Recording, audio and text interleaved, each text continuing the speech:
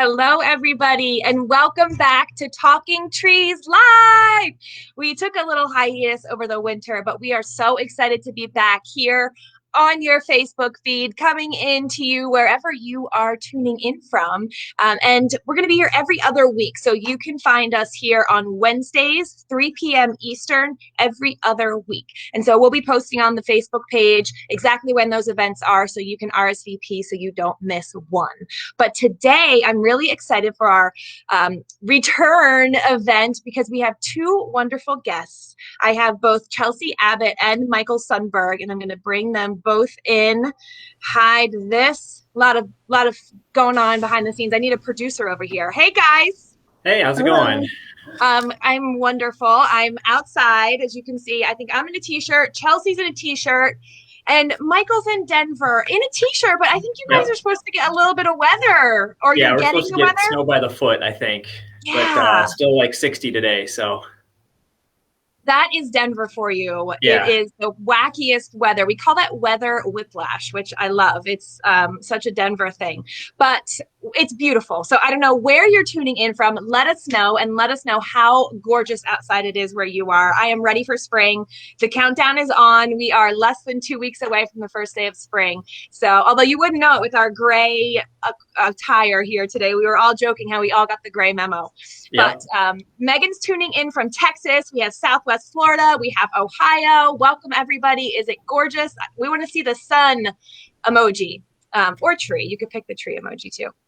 So I'm really excited today to welcome Chelsi and Michael because they are part of a panel that's happening next week at a new event called the Great Grow Along. The Great Grow Along is greatgrowalong.com, and it's an event that is open to all, and Davey is a big partner with the Great Grow Along. And it's a virtual festival, a garden festival. You're going to learn all about edibles, landscaping, tree care, which is part of landscaping, house plants, everything under the sun. We have over 40 speakers, and Michael and Chelsi are on a panel with two other members of Davey Tree, Jim Zwack and Sean Kingzett. And they are myth busting, which is so much fun because there are a lot of you out there who might be new homeowners, new tree owners. You may have inherited a tree, or maybe you planted a new tree. So they're going to bust some myths about tree care. So if you would love to join in on that, we just posted the link so you can get your tickets.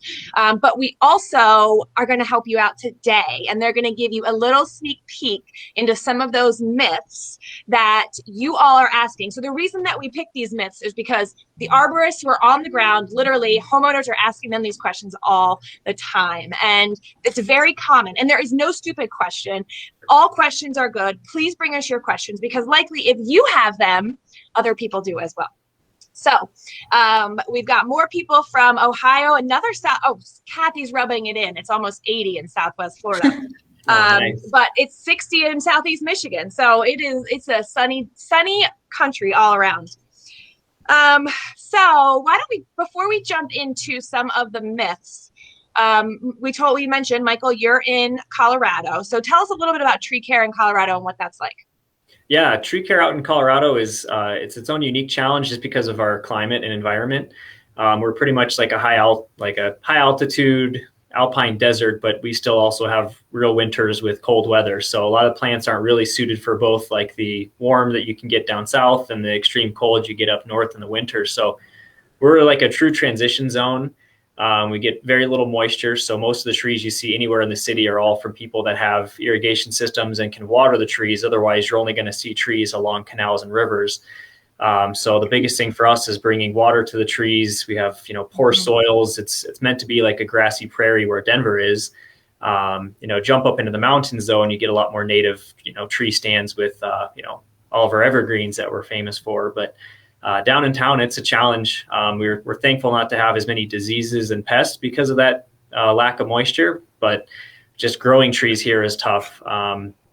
Other parts of the country are spending a lot of time and effort just hacking the forest away from their property so it doesn't take over. But out here, we can't plant enough trees. So I had a friend when I lived in New York City who, and I think I've told you this story, but her mom was from Golden, Colorado. And when she came out, when she heard the Little Red Riding Hood story about Little Red Riding Hood getting lost in the forest, she was always like, how does she get lost in the forest? Like, why are there that many trees that she could possibly get lost in the forest? And me being from the East Coast, it's so foreign to not think of densely populated, like acres and acres of forest. So it's a beautiful country we live in. We're so different. Yeah, absolutely. So Chelsea, tell us about where you live and what it's like, what tree care is like there. So I actually live in Chicago. And so when we're talking about the greater area of Chicago, it's actually very similar to, I'm assuming, where you are right now, or Ohio, Michigan. I mean, it's just a kind of the Midwest is similar. Of course, when you get into the city, it's a little bit closer to, I would imagine, Denver. You know, we don't have a lot of space, and a lot of the soil is pretty poor. So water is definitely needed to have some nice trees. But because we get that nice rainy spring, we have a lot of diseases on our trees. So we spend a lot of our time trying to manage insects and diseases. Maybe a little bit less time just trying to get trees to grow. And that's you are actually on part of the Davey Institute, right, Chelsea? Yes, I am. So I am a technical advisor, but I'm a remote technical advisor. So I work out of Ohio, but actually out of Chicago. So you spend your time, maybe rather than climbing a tree, like identifying those pests and diseases for people to make sure that, you know, what they are is what the arborists in the ground think they are. So you're spending your time identifying all that stuff. That is very cool. I mean, I feel like every time I do one of these talking trees, it could be just a lesson on careers in arboriculture. There's a wide, vast array of them out there. So all right, well, let's jump into our myth busting. So we're not going to divulge all of the myths today. You have to join us at the Great Grow Along, but some of the really common ones, Chelsea and Michael are going to cover 2 each. Of course, we want your questions too, so we want to know what you guys want to know. But the first one is my all-time favorite. Michael, we're gonna say goodbye to you for a minute, and we'll bring you back up while we talk about mulch. Mulch. Mulch. My shirt says only you can prevent mulch volcanoes, and I keep falling over, but I love it because I guess I'm always seeing, Chelsea, mulched trees that make me cringe. So tell us, is more mulch better for our trees? Right. So, I mean, short answer is no. But if I can put some sort of more explanation behind that, you know, mulch is honestly one of the best things you can do for a tree when it's done correctly. We're really wanting it to be more of a 2 to 4 inch layer underneath the tree, and definitely not sort of piled around the base of the tree. You know, mulch is for the soil, mulch is for the roots. If you pile it up against the base of the tree, you actually could be encouraging diseases and insects to start feasting on the bottom parts of that tree there. So you're actually kind of doing the opposite of what we want to do with the mulch. So yes, mulch is great, but in moderation. And why would it be a problem? I know we don't want diseases and insects, but why would it be a problem if they're at the base of the tree? So a base of the tree is not adapted to having that kind of the moisture, constant moisture, because that's what mulch does, really. It sort of retains moisture in the soil and in the root system so that we don't have to frequently be irrigating. But it also creates a really happy environment for microbes. And microbes in the soil are great, but microbes up against the base of your tree that aren't adapted to being in that constant dark and moist conditions really is just, you're building the house for them, and then you're giving them a food source. Yes, so that's really why we want to keep it away from the base. I love that. So Sage is asking, so a lot of our trees, especially some of our big old trees, especially in urban environments, we see the roots sticking up out of the ground. And I know some species do that more than others, but Sage is asking, should we mulch over those roots, or what do we do when roots are exposed like that? Yeah, you can absolutely mulch over the roots. So again, 2 to 4 inches, nothing too deep. But mulching over the roots is fine. It actually will sort of help them, again, retain moisture and keep your mowers away from the roots. You know, a lot of times the sort of indirect benefit of mulch is that we're protecting our woody tissue from things like string trimmers and mowers that can damage it, and therefore hurt the tree's ability to uptake nutrients and water. So yes, absolutely. You can't really build up, you know, a whole area because the mulch is, you know, going to brush away, especially if it's eroded soil. But you can cover some roots with mulch for sure. And you said about 2 to 4 inches thick or 2 to 3 inches thick. Is there any kind of mulch that we should be using or avoiding? I know that we both live in the Northeast, or I live in the Northeast. You live in the North, Midwest, whatever it's called. My Facebook groups are going wild right now over pine straw mulch, which is not very common here for this area. And I always hear things about pH, but should we just stick with wood chips, or does it matter what kind of mulch we should be using? So mulch, I mean, you're really going to want, your perfect mulch would be a little bit of bark material and a little, like a small amount of like leafy material. You're going to want a nice mixture. And that's really the more diverse your mulch is, the more diverse your microbes that you're going to be supporting. Now, pine mulch is getting a little bit, I would say, of a 15 minutes of fame moment. It actually will help with the pH if people have super high pH. So when I say high pH, I mean alkaline. Trees do not like alkaline soil, so mulch can correct that over time, and especially since pine is very acidic, it can help that even more. But, you know, really in your area, so if you're from the Northeast or if I'm from the Midwest, you're going to want to probably stick with mulch that is native to your area, because that's what it would be like in the forest. You know, an oak tree would be mulched by oak leaves and other wood matter around it. So we really want to mimic nature as much as possible, because nature knows what it's doing for the most part. Yes, she does, especially today. Yes. And I feel like I could talk about mulch all day long. You guys get your questions in now, because we're going to move on in a second. But my other question about mulch was, should I be replacing? So right now it's spring, we're doing spring cleanup in our yards.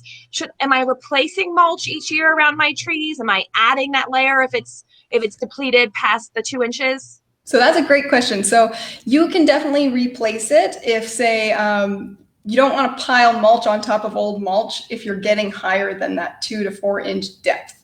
You know, if you've got a depleted amount of mulch, then you definitely can put more mulch on top of that. But again, we're just wanting to keep underneath that certain depth. So it's more of a depth issue, not as much of a age of mulch issue. Now, if you do have mulch that's just not degrading for some reason, it could be because the soil is just maybe not enough microbes in it, and that'll just take time as the soil the microbes move in. You know, it's not going to be a quick instant effect with a lot of our poor soils in the urban environment.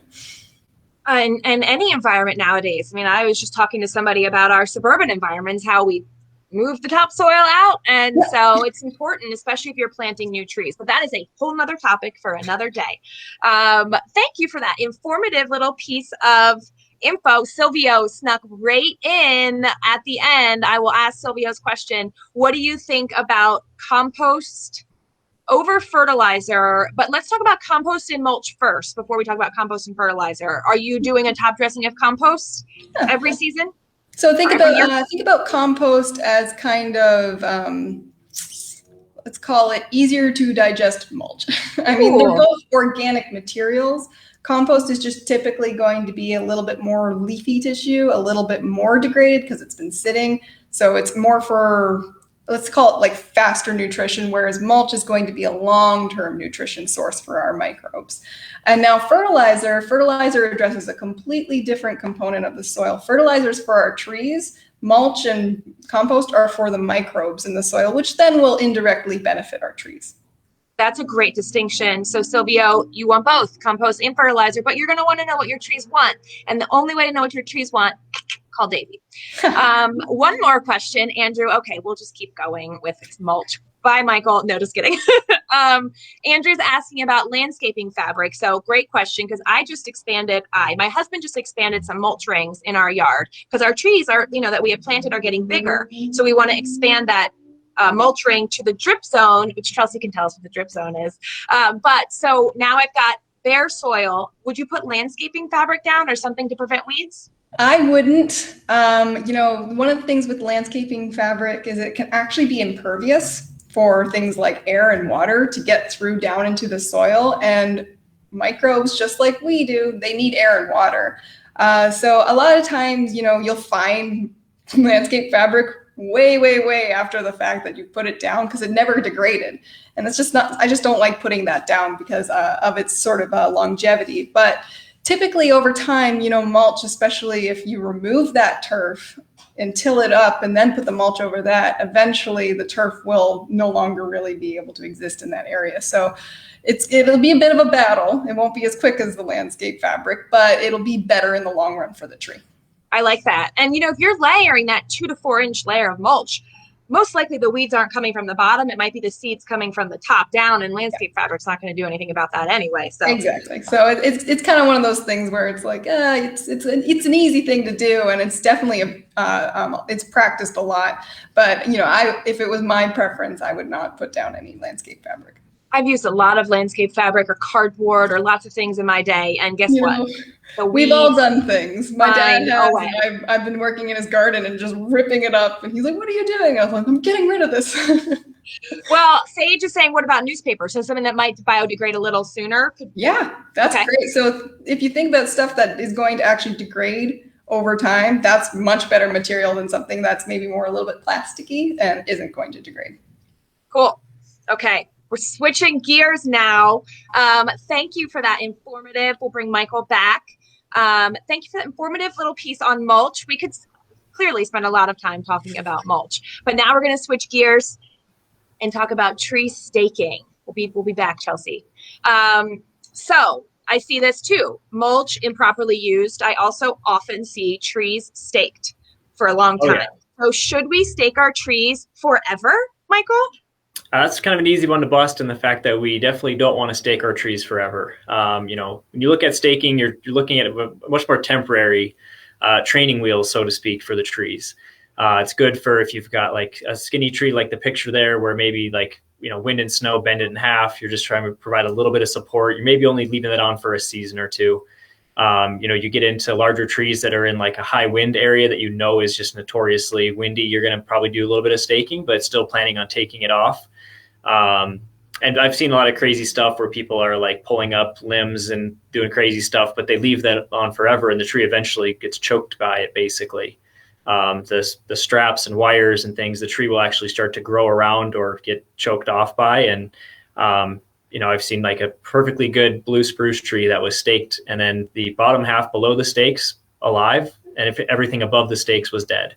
So you definitely don't want to, more on the temporary side for sure. So we get a new tree, we plant it. If it's planted properly, should it need to be staked then? Let's say it's not in a high wind area. It's just a normal, tree in a normal position. If we plant it right, should we stake it for the first couple of months, or should we try to not stake it at the beginning? Yeah, ideally, if you've planted it properly, you don't even need a support. If you think about any tree in the forest, where we're relating it back to how trees would grow if we weren't getting involved, it's not getting staked. And truly, like, wind and movement with trees build their strength. So it's good to have a wind event, do a little bit of pushing and pulling on a tree, because that's how it strengthens its tissue, and then it learns how to hold itself up. Trees that are left staked forever, that once those stakes are off, they face their first wind. They've never experienced that before. So really, like, the winds and things that can push and pull on a tree is like a workout for them. So it's definitely good. Interesting. Get those training wheels off. It's like my seedlings. I'm starting vegetable and flower seeds right now. And one of the biggest tips is to put a fan on them to give them that strength, because once you move them outside, the Mother Nature's conditions aren't going to be like my living room. So it's the same thing. You want to set them up so their roots go down, deep, and wide, I guess. I'm not sure. Is that right? Yeah. The roots going parallel with the ground is where they get some of that kind of like suction cup anchoring effect. And they do need to get pushed and pulled on in order to build strong like roots that anchor them that way, for sure. And we mentioned, I know we could do another topic on this, but the right way to plant a tree. Do you have a little 30-second, what is the right way to plant a tree? Yeah. The right way to plant a tree is to pretty much dig more of a wide saucer-shaped hole. It's, much better than just digging like a tube in the ground, where it's perfectly like straight up and down, and the roots will want to circle. So it's better to have it be more of a saucer, where the roots have loosened up soil where they can, go explore horizontally and have less resistance, less girdling roots that then can encircle the trunk and impose problems where it chokes itself off with a root. And that's, proper planting techniques go a long way in how a tree will grow, how it'll hold itself up. Everything, can be related back to planting. If you're starting to get chronic problems with trees, A lot of times it's somebody that planted it, left the, wires on from like a ball and burlap tree or that sort of stuff. There's a lot of bad plantings out there, and the trees are pretty resilient, but they'll thrive a lot better if they're planted properly. So plant them properly. If you need a stake, especially if you're in a high wind area, try to keep it on for just one season and then remove it. Do you have types of stakes that, let's say, I know we are not pro stake so much here, like we're not pro volcano mulching, right. But is it just a wooden stake tied with some twine, or what is the proper way to stake something? Yeah, I really like the wooden stakes, and just the fact that you're doing this temporarily, so you don't need to have like a metal T-post that's 8 feet into the ground that you'll never be able to pull back out. The wooden stakes usually pull back out or they break off into the soil, and it doesn't really make a difference then. But for your straps, you want something that distributes some of that surface area. So even if you do have a wire, you usually want it connected to like a tree strap, or have it around some tubing, like a cut section of garden hose, or anything that you can kind of like spread the surface area of the strap in the tree trunk. That way you don't have like a tight wire digging into it. And that's how the trees will get choked off faster, is they've got like a tight wire constricting them. So anything that can kind of spread that out is ideal. And again, you're just going for temporary. So you're not trying to like construct something around them that's too crazy. Well, that makes me think of my old house, and so many houses, like my grandparents' house had the dog chain around the tree, and it was there forever. I mean, I can picture many trees I've seen. So let's try not to wrap anything around our trees. Unless it's maybe a ribbon. Hammocks. Yeah, I've seen a lot of good like hammocks and those like rope courses, Ninja Warrior stuff going from tree to tree that people leave on forever. And, if you are going to set something up like that, I would just suggest to constantly change it up, how the strap is around the limb or around the trunk. That way it's not stuck in one place and then the tree starts to grow around it or eat it. I mean, trees can even eat chain link fences if they're growing up against them, because the trunk just continues to grow and push out from center. And anything that you've wrapped around or have next to it, the tree will just push and engulf it. So nature is amazing. Yeah. Megan is talking about back to right tree, right plate, or planting the tree. Megan's asking if you would fertilize a tree right after you've planted it. So you've dug your wide hole. Do you then put some fertilizer in? I'd say as long as you have the right fertilizer, you want something that's going to be really low on the salt index. That way you're not burning your roots.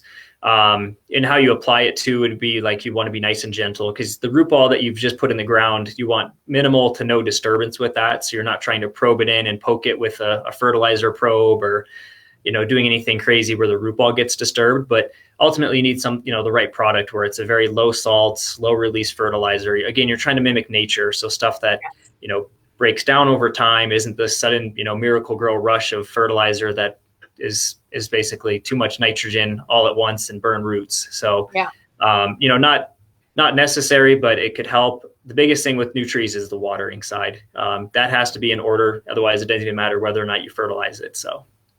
Well, that is a great transition. Thank you, my friend, for that. To our next myth. We're going to bring Chelsea back for this one. Boop, boop, boop. This is like Brady Bunch here. All right. We'll see you in a minute, Michael. All right, Chelsea. Myth number 3. We were talking about watering, but should we water our trees' leaves? Can you hear me? Okay.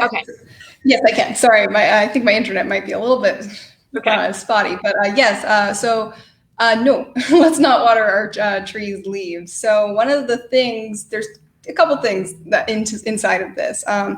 If we water our leaves, we could actually, just like when we pile the mulch up against the base of the tree, we could actually encourage some diseases. So diseases love water.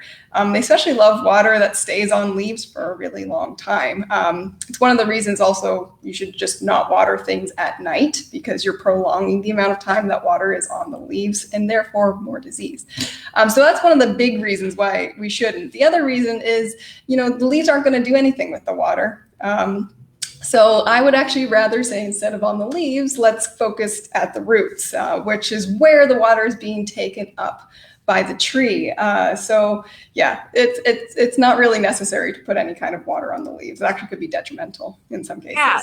So your roots are the things that suck up the water. And this is such a common question. I was in another chat about houseplants, Chelsea, and someone asked the same thing. Should I be watering the leaves of my houseplant? So this goes for all your plants. They're not going to absorb the water through their leaves. They all absorb it through their roots. Now, our trees are just giant houseplants, really. We're not have them inside, but they have the same thing. They need to absorb that water in their roots. The one about the watering at night, talk to us a little bit more about that. So when is the best time to water?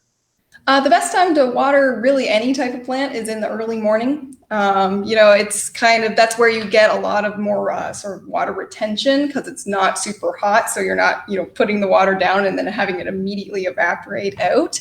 But also, typically if we're talking about outside, the wind is not as strong in the mornings for the most part.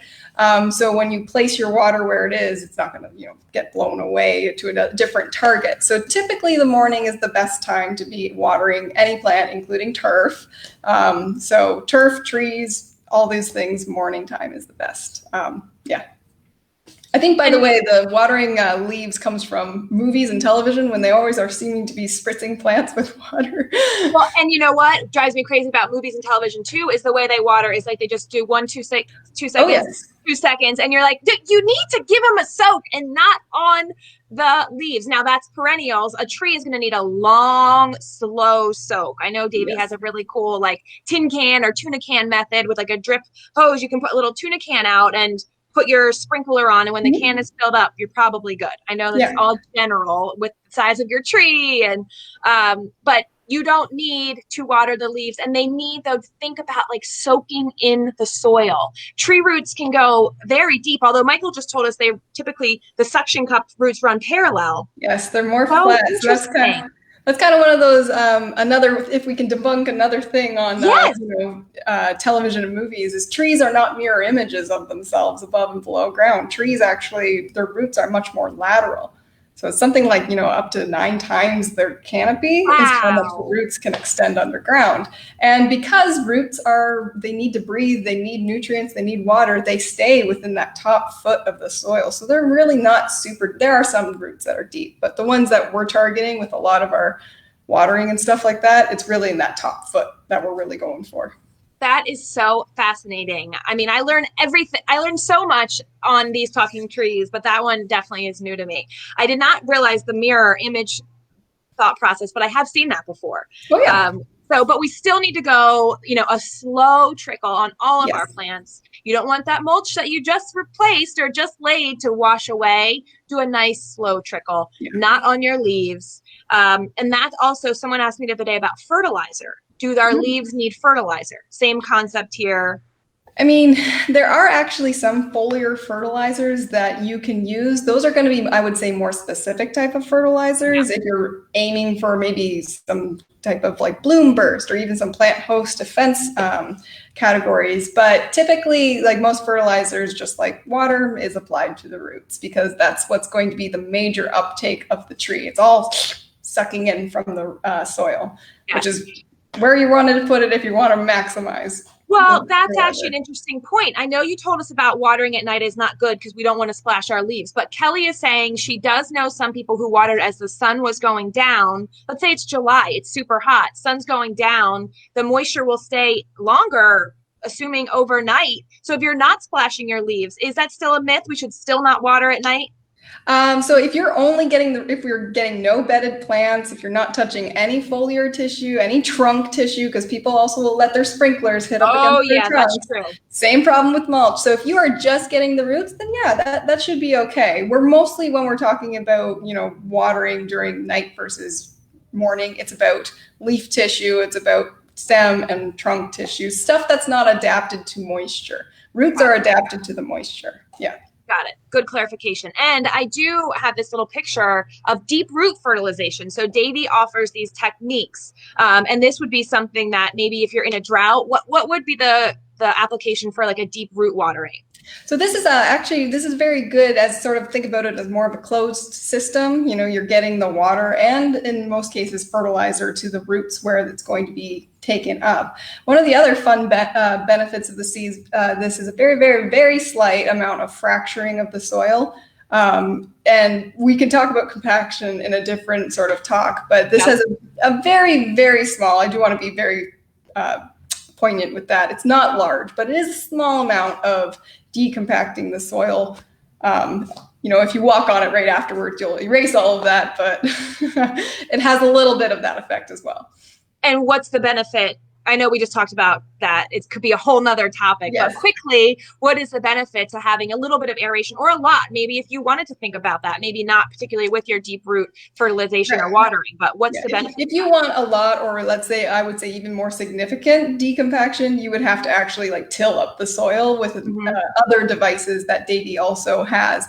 But if we're talking about just compaction in general, which is also another reason mulch is really great, is because you're keeping people's feet away from all the roots. Yes. So what happens with compaction is it just squishes out all the air and water space and just kind of squeezes it down. And like I've already mentioned, roots, they need to breathe, they need water. And if we squish out all the air and the water, then they actually suffocate. And so having a little minor amount of release of that sort of compactive pressure, even if it's very, very small, it can, again, have a small effect. But if you're really having a bad compaction in your site and you really need to fix it, you would have to do things like with actually rolling over the soil and putting in other stuff.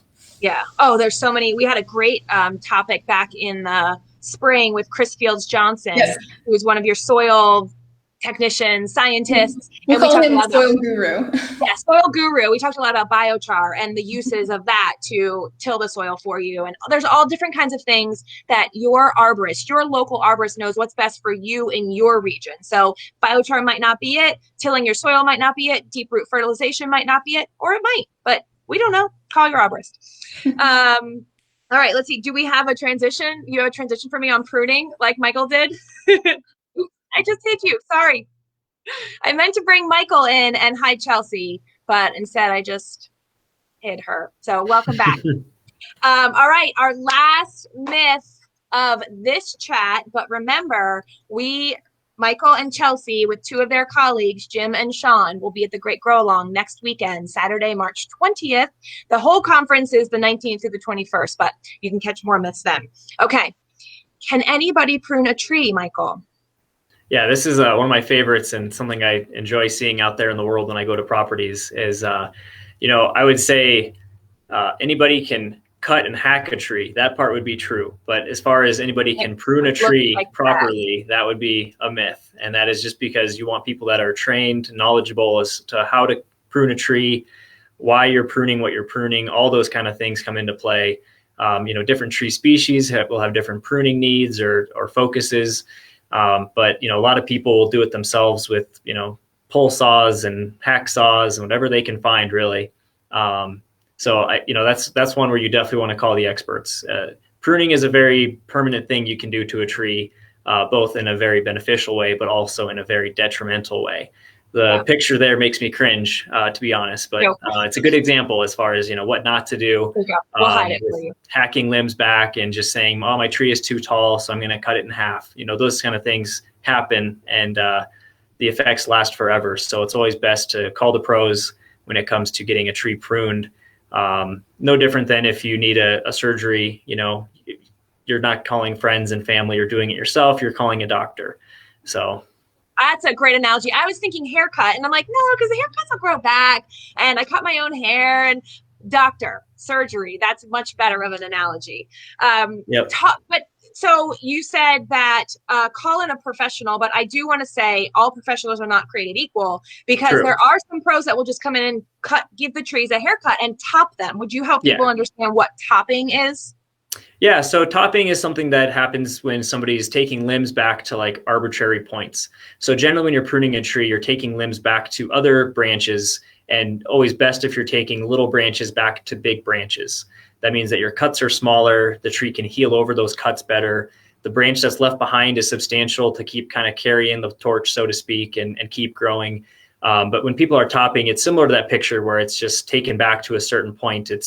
And that's why, if somebody's deciding to cut a limb, where do you cut it? If you don't know, you don't know. And that's why the topping will lead to, a big sucker response where the tree then gets all these hairs growing out of it, essentially. Those are all weakly connected to the tree and more likely for storm damage. the tree isn't wounding over that cut either. So where they've made that topping cut, decay can work its way in and weaken the wood and lead to failures as well. It's a natural inclination that people have, though, as they see a tree and like, well, I want it this certain shape, which, you know, some trees do have different shapes than others that they can keep kind of naturally. But you can't just force a tree into a shape or height that's that unnatural for it. And that's where those topping cuts are really problematic.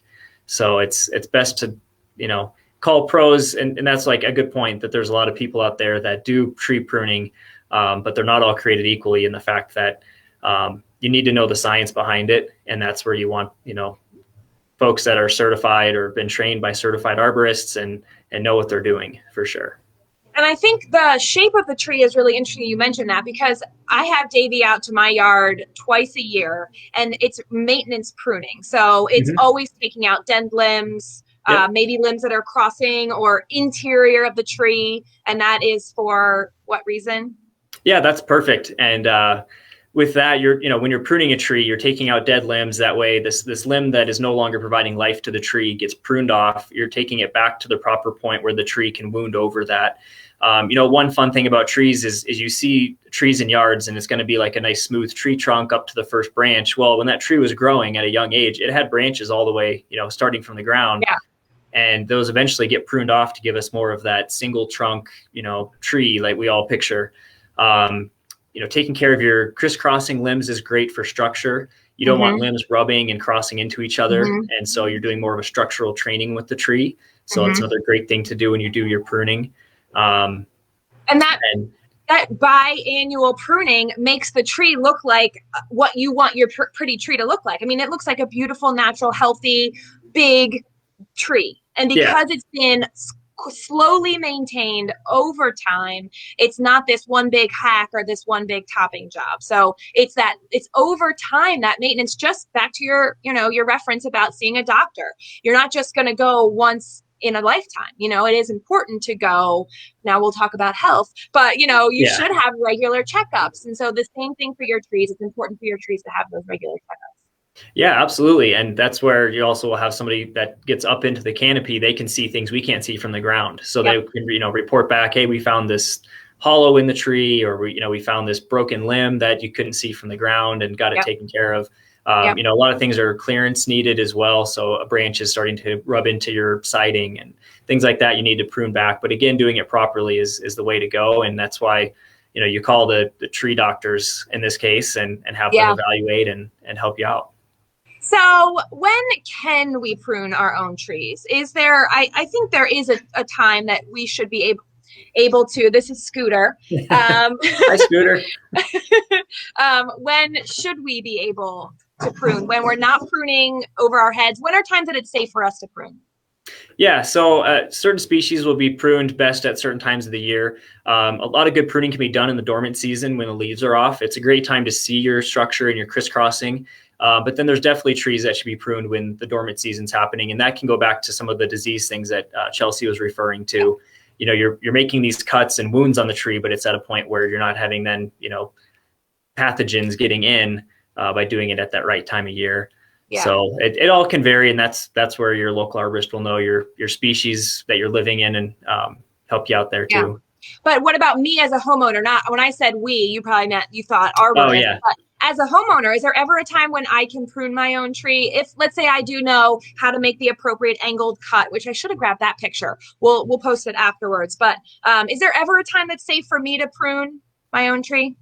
Yeah, of course. If you're going to talk about homeowners pruning on their own and knowing and, you know, doing the research and looking up how to do it the right way, you definitely don't want to be on ladders. You don't want to climb your own tree. It's much more when they're like at the same height as you, where you're not getting stuff above your head and dropping limbs, and it's hazardous work. But that's where, you know, doing it yourself, you want to keep it when they're young trees, as long as you're doing it the right way. Stay off of ladders, please. We don't want to see people on YouTube with anything like that where it goes wrong for sure. I have a friend, and his name is Damien. I'm going to call him out right here. He was up a tree cutting at his father-in-law's house, fell, broke his collarbone. Yeah. 6 weeks later, he was going back to that same tree after, 6 weeks later, up trying to cut it with a saw, pole saw, the Yeah. tree branch fell on his collarbone and re-broke the collarbone. That's incredible. From Damien. Do not let that happen to you. Yeah, don't be like that. Don't be like Damien. Well, that's great. I don't know if we have any other questions as we bring Chelsea back. We've 40 minutes of myth busting, which I know you guys cover so much more in the Great Grow Along, but we thank you so much. We had some really good questions and you guys offered so much great advice today. My favorite, sorry, Michael, not that I pick favorites, but volcano mulching, don't do it. And we really appreciate all of your questions today and your engagement. And Chelsea and Michael, we really appreciate your time today, sharing your knowledge with us. And don't forget, maybe you're not in Denver, maybe you're not in the Chicago area, but there's likely a Davey arborist near you. You can call. We'll post the link on how to find your local office. And we'll be back on March 24th. I wrote it down. I'm glad. 2 weeks from today at 3 p.m. Chelsea and Michael won't be with me, but we'll be here to talk about spring landscaping tips. So it's a great time. That'll be after the first day of spring. So we'll officially be in spring. I'm really excited. But let's see. I have one more little graphic of the Great Grow Along to show you. That's it. Fun. And look how it turned us into 4. But thanks so much, everybody. You guys have a great day and enjoy this spring weather. Thank you. Yeah, thanks for having us. Bye. See ya.